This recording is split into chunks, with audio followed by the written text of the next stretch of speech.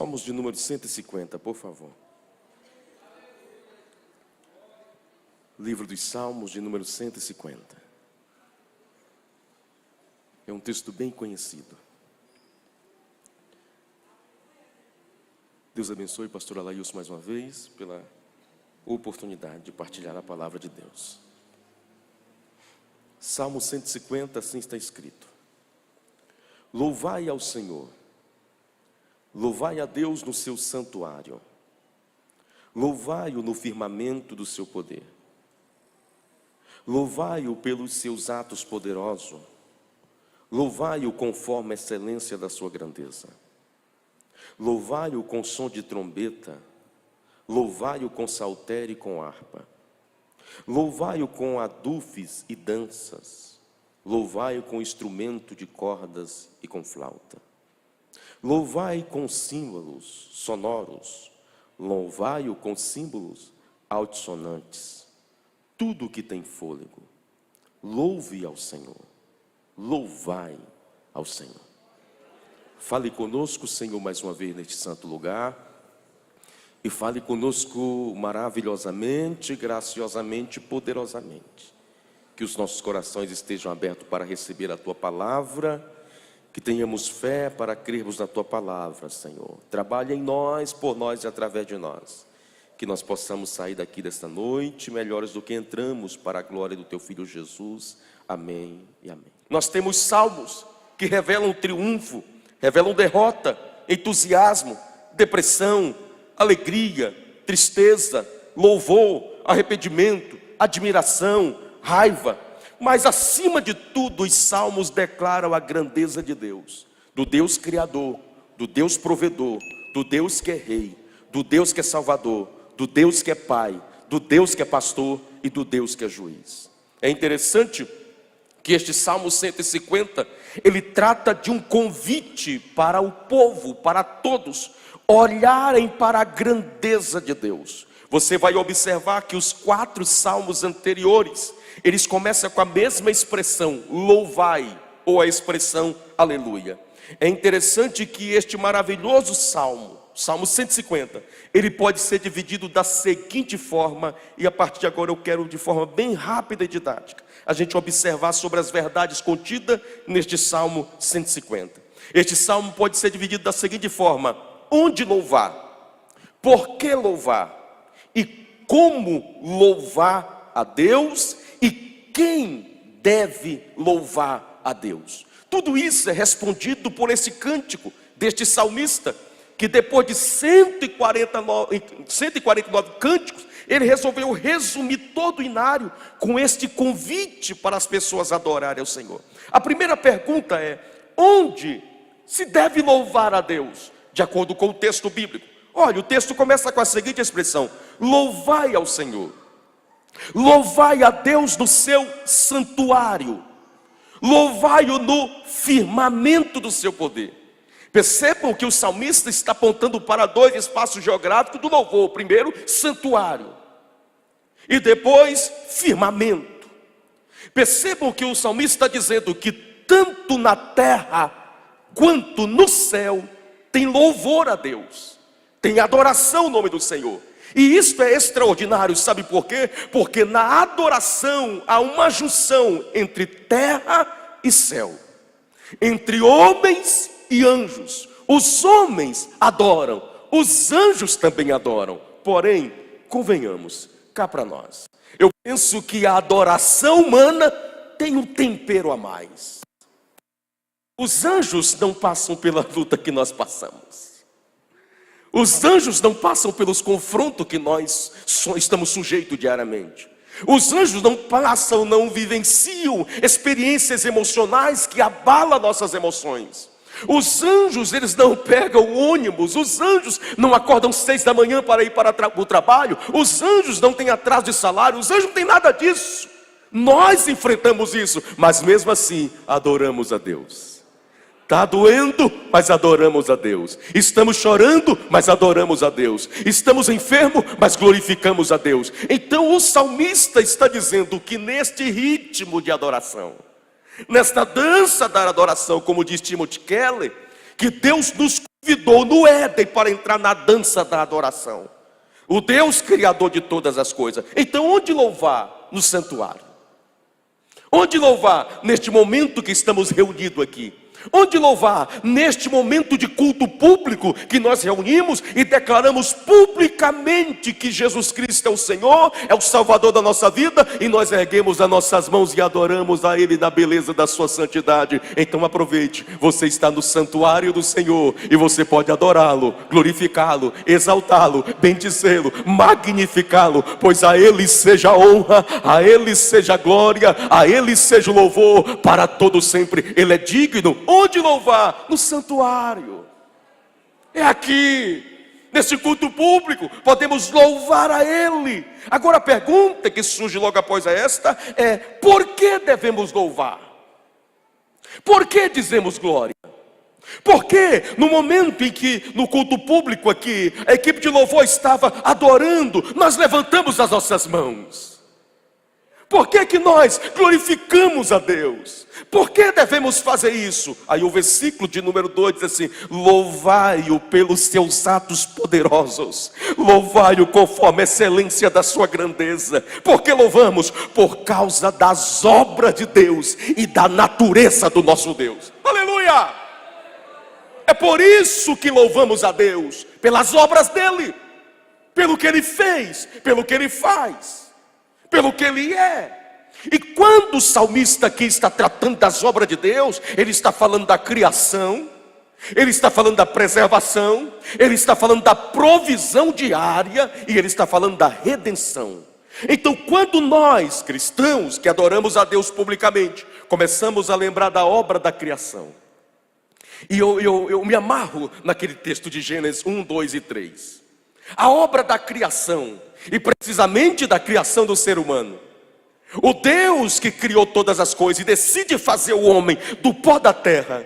Ali é uma criação voluntária de Deus. Não é um ato de criação necessária. Não, é um ato de criação voluntária. Deus não precisava dos homens. Alguém pode pensar: Deus olhou assim e estava tão tedioso lá no céu, só os anjos dizendo glória, eu preciso de algo diferente, estou sentindo falta. Não, a criação não é algo que Deus necessitava. É apenas uma vontade livre de Deus e dizer: vou criar. E vou chamar este ser humano que eu vou criar para entrar nesta dança da adoração que é representada na Trindade, entre Pai, Filho e Espírito Santo. E o ser humano é criado para a adoração a Deus, para o louvor a Deus, para glorificar a Deus. E nós entramos na dança da adoração. Mas vem um terceiro questionamento. Primeiro, onde louvar? Segundo, por que louvar? Terceiro, como? Como devemos louvar a Deus? Aí o versículo 3 ao 5 diz assim: louvai-o com som da trombeta, louvai-o com saltério e com harpa, louvai-o com adufes e dança. E a gente precisa falar um pouquinho disso aqui. Louvai-o com instrumentos de 10 cordas e com flauta, louvai-o com símbolo sonoro, louvai-o com símbolos altissonantes. É interessante que neste ato de louvar, ou nesta dança da adoração, nessa dinâmica da adoração, todos os instrumentos são usados na adoração. Mas a verdade que está no texto aqui não é tão ligada ao instrumento, mas o posicionamento do adorador. E quando nós olhamos para isso, o que o salmista está dizendo? Que a arte e a expressão, elas devem adorar a Deus. De que maneira? Na doutrina e na alegria. Nós adoramos a Deus com arte e com expressão, representada em doutrina e alegria. E convenhamos, mais uma vez, cá para nós, eu penso que os pentecostais entendem muito bem disso. Eu penso que nós, como pentecostais, entendemos muito o que é essa questão da adoração com doutrina, que é verdade bíblica, palavra de Deus, mas também com alegria, mas também com louvor. O nosso corpo entra na adoração, porque não adianta só uma adoração dentro de doutrina, se não há fervor, Se não há um interesse. Eu sei que Deus é verdade, eu sei que Ele é meu Salvador, mas isso não mexe mais com as minhas emoções. Mas a verdadeira adoração, ela tem que ter doutrina e ela tem que ter alegria. Glorificamos porque Deus é verdadeiro, mas somos felizes porque Ele é a nossa verdade, Ele é o nosso Salvador, Ele é o nosso Senhor. Temos doutrina e temos alegria. É por isso que na dinâmica da adoração, uns levantam as mãos, outros batem palma, outros choram, outros sorriem, outro glorifica alto, outro glorifica mais baixinho, mas tem que ter essa dinâmica. E o salmista continua dizendo que na adoração precisamos louvar a Deus com riqueza de conteúdo. Aí aqui vai entrar a questão da melodia rítmica e da letra. E convenhamos que, infelizmente, alguns têm deturbado, de certa forma, o propósito da adoração, infiltrando, colocando no meio de músicas sacras, coisas que não glorificam a Deus. É verdade, mas ainda temos compositores inspirados por Deus, cantores inspirados por Deus, grupos de louvores inspirados por Deus, que trabalham tanto a melodia e a letra que glorifica o nome do Senhor. Mas devemos adorar a Deus também com riqueza de técnica. E aí nós louvamos a Deus pelo grupo de louvor que nós temos. Por quê? Porque nessa ideia de louvar a Deus na riqueza da técnica, entra em ação a piedade e a excelência. O fato de eu estar fazendo para Deus não me isenta de ter uma técnica aperfeiçoada. O fato da gente estar adorando a Deus não nos isenta de aperfeiçoar aquele dom. Então, técnica e piedade andam junto na dinâmica da adoração daqueles que fazem isso publicamente. Alguém foi chamado para o louvor, ele precisa se dedicar com excelência, com técnica, porque a piedade, uma verdadeira piedade, gera no coração do adorador que é piedoso um desejo de aperfeiçoar a sua adoração para fazer o melhor para Deus, para glorificá-lo de forma melhor, para exaltá-lo de forma melhor. E isto requer uma disposição. Eu já percebi por alguns momentos, algumas vezes eu pude perceber de forma bem sucinta. Eu lembro, após a escola bíblica, às vezes eu tenho um momento de conversa com o pastor, e o grupo de louvor está aqui ensaiando. Eu penso que isso, de certa forma, é um peso muito grande, porque poderiam sair mais cedo para ir para o churrasco, fazer tanta coisa, mas tem um período aqui de técnica, de trabalho, de excelência, de aperfeiçoar, e tudo isso é gerado de um coração piedoso. Preciso fazer o melhor para Deus, preciso adorar de forma melhor. Porém, o nosso Deus é tão gracioso, que a sua graça alcança todos. Estes que trabalham de forma pública, eles precisam realmente dedicar-se à técnica com piedade. Mas aqueles que não sabem cantar como eu, Deus recebe, Ele é bom, Ele é maravilhoso. Eu sei que cantando eu sou uma negação, mas eu me envolvo, e tem hora que eu penso até que eu canto. Os irmãos estão cantando, eu vou cantando também, bem baixinho, mas canto. E eu louvo a Deus, irmão, abriu um parênteses, fechamos agora. Eu louvo a Deus pelo, como é que chama? É data show? Não sei, a letra que passa aqui. Eu estava um dia conversando, comentei com a pastora, que ela publicou algo lá. Irmão, todas as vezes que passa uma letra de música que eu me assusto, porque eu descubro o quanto que eu cantei errado o hino. A Karina disse que eu crio outra letra em cima, e é verdade.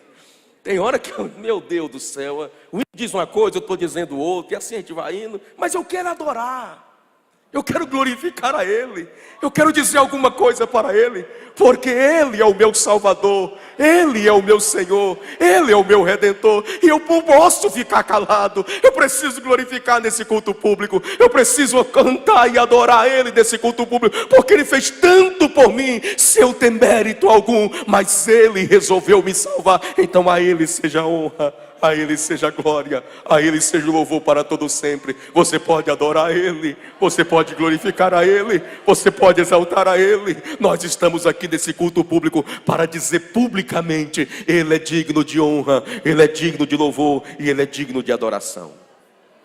Como deve ser o louvor nosso público? Tem que ser um louvor com sinceridade.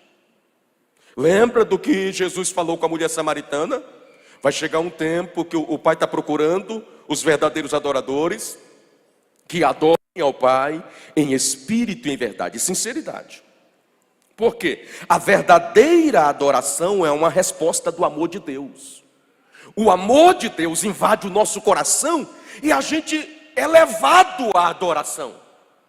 Todos que foram tocados pelo amor de Deus, todos que foram tocados pela graça de Deus, eles sentem uma necessidade de glorificar a Deus, de exaltar a Deus, de bendizer a Deus. Aí, esta verdade ou esta sinceridade, ela tem que estar residida em nosso coração ou na nossa mente, que é o centro das nossas emoções e da nossa decisão. A adoração genuína procede de um coração sincero, transformado pelo próprio Deus. A adoração verdadeira, ela é gerada num coração transformado pelo Evangelho.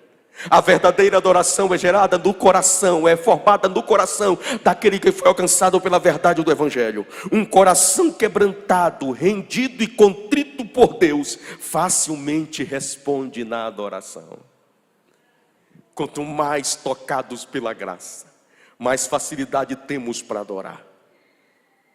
Não precisamos tanto de coisas externas para que o nosso coração se abra. Porque não é nem tanto as coisas externas, é o que Ele já fez aqui. E isto é extraordinário representado, está de forma extraordinária representado no Salmo 122, quando o salmista exclama de forma tão categórica, dizendo assim: olha, alegrei-me, eu fiquei feliz no culto. Ele disse: não, na hora do louvor, não começou na hora do louvor. Na hora da palavra, também não começou na hora da palavra. E que hora que você manifestou esta alegria? Disse: olha, quando eu fiquei sabendo que ia ter culto e me convidaram, alegrei-me quando disseram: vamos à casa do Senhor. E o interessante é que o Salmo 122 é um cântico dos degraus. E esse cântico do degrau, você sabe muito bem, que eram os cânticos que eram cantados pelos hebreus quando saía da sua cidade, da sua casa, caminhando rumo a Jerusalém para participar das festas principais. Às vezes aquelas caminhadas duravam semanas, meses, enfrentavam chuva, sol, frio, calor, perigo de fera, perigo de assaltos. Mas tem tudo isso para enfrentar nessa caminhada para o culto. Mas o salmista diz: mesmo assim eu vou com alegria, mesmo assim o meu coração jubila, mesmo assim o coração glorifica, porque estou indo adorar a Deus de forma pública. E isso aqui é necessário a gente resgatar urgentemente. Esta alegria de glorificar a Deus de forma pública é necessário resgatar urgentemente. Tem um grupo que está crescendo por aí, chamado desigrejados, que a maioria é formado por jovens que nasceram no berço cristão. E eles falam de forma pública que não há mais necessidade desse ajuntamento. Não há mais necessidade desse momento público de adoração. Não há mais necessidade de um líder espiritual. Não há mais necessidade de oferta de dízimo, de batismo. Não há mais necessidade disso, de nada disso. Não precisamos. E um dia desse, na verdade já tem algum tempo, um pastor me chamou para ir na sua igreja para falar para a juventude, porque no meio da juventude tinha um indivíduo lá que estava disseminando no meio dos outros, que não precisava mais ir para a igreja porque eu sou a igreja. Ele falava isso. E eu fui lá, pastor Laílson. Cheguei lá, numa palavra, tranquilo, conversando. De repente ele levantou e falou assim: olha, irmão Santiago, não concordo com nada que você falou. Aí eu fiquei assim: meu Jesus amado, podia me chamar em particular, ficava mais fácil. Mas como ele me chamou a atenção de forma pública, foi necessário eu me impor de forma pública. Eu falei assim: ok, meu filho, mas por que você não discorda? Você está discordando comigo? Eu disse: não, porque eu sou a igreja. Eu disse: mas aonde está escrito isso? Jesus falou que eu sou a igreja, indivíduo. Os apóstolos falaram que eu sou a igreja, indivíduo. Os pais do deserto falaram alguma coisa disso. Os pais apostólicos falaram isso. Os pré-reformadores, reformadores, avivalistas, teologia contemporânea, quem falou isso? Aonde está escrito isso? Qual Bíblia está escrito isso? A Bíblia não diz que eu sou igreja. A Bíblia diz que eu sou membro do corpo místico de Cristo Jesus. Não existe igreja de um só. Jesus disse: onde tiver dois ou três reunidos no meu nome, Interessante que a expressão reunido lá vem de uma palavra grega que significa sinfonia, questão de orquestra mesmo, daquele que está aqui regendo, e tudo tem que estar de forma sinfônica, mesmo pensamento, mesmo propósito. Não há individualismo no culto. Estamos aqui com a mesma fé, com o mesmo propósito, adorando a Deus. Então é necessário esse resgate desta adoração pública verdadeira.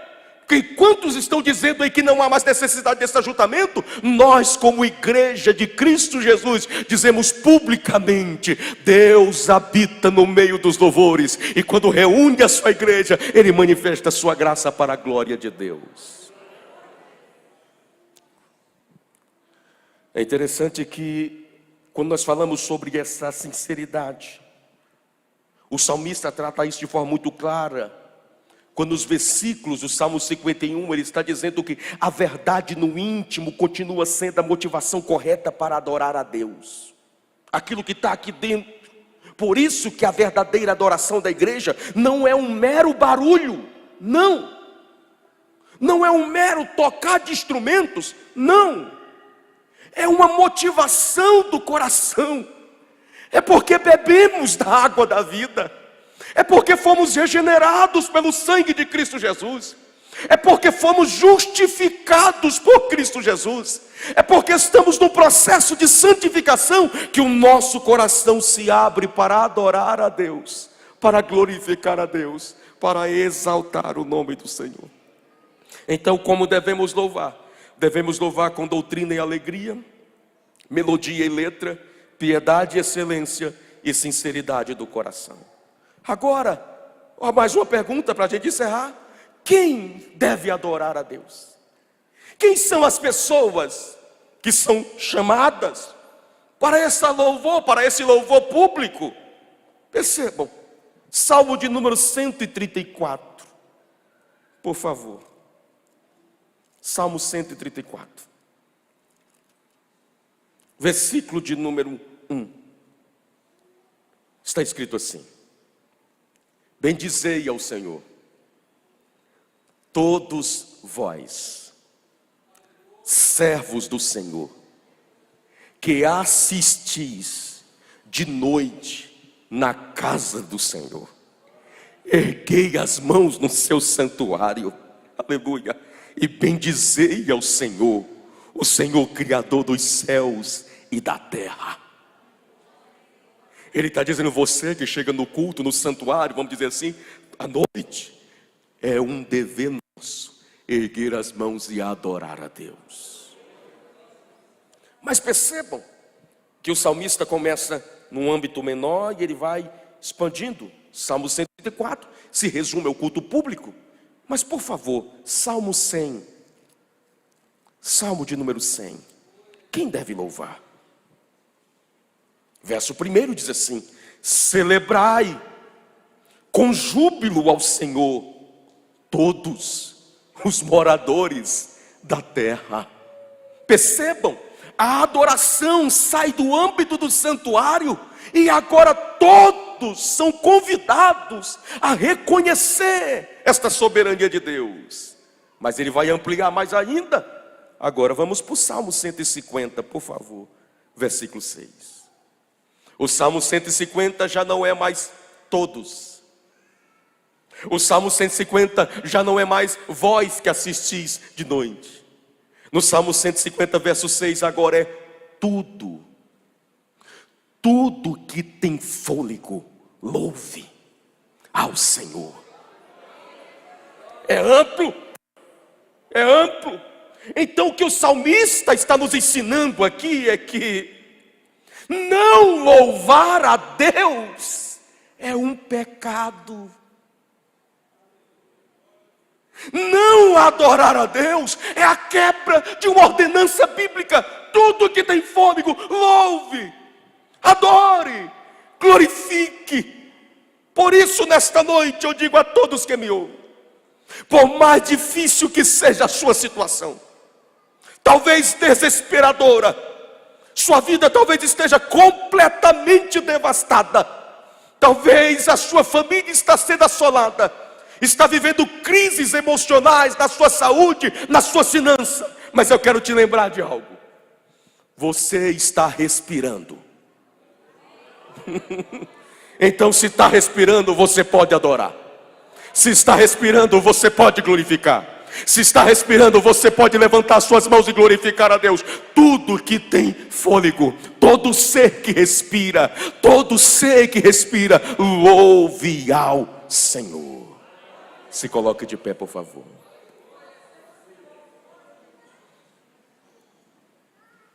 Estamos findando mais um ano e tivemos muitos embates.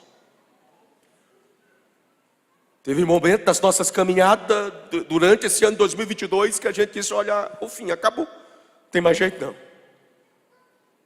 Mas o Espírito de Deus nos ajudou. Então nesta noite nós podemos louvar, nós podemos glorificar. Irmão Santiago, mas eu tive perdas. Irmão Santiago, eu enfrentei lutas terríveis. Mas você está aqui respirando. E foi Deus que te pôs de pé. Foi Deus que segurou nas suas mãos. Foi Deus que fortaleceu você. Foi Deus que animou o seu coração. Por isso hoje eu adoro a Ele. Porque nas noites mais escuras da minha vida, Ele fez uma luz brilhar. A musicalidade faz parte da vida cristã. Cantamos quando conquistamos, mas também cantamos quando perdemos. O hino, acho que é o 388 da harpa cristã, fala muito bem: canta com vida, ó crente, doce será cantar, anda só para a frente, deixa o teu pesar, canta nas noites tristes, canta no sol, na luz, o mal assim resiste, canta para Jesus. Faz parte da vida cristã cantar.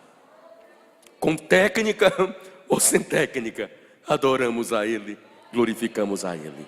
Deus falou com você nesta noite. Você foi feito para adorar a Deus. Você foi feito para glorificar a Deus.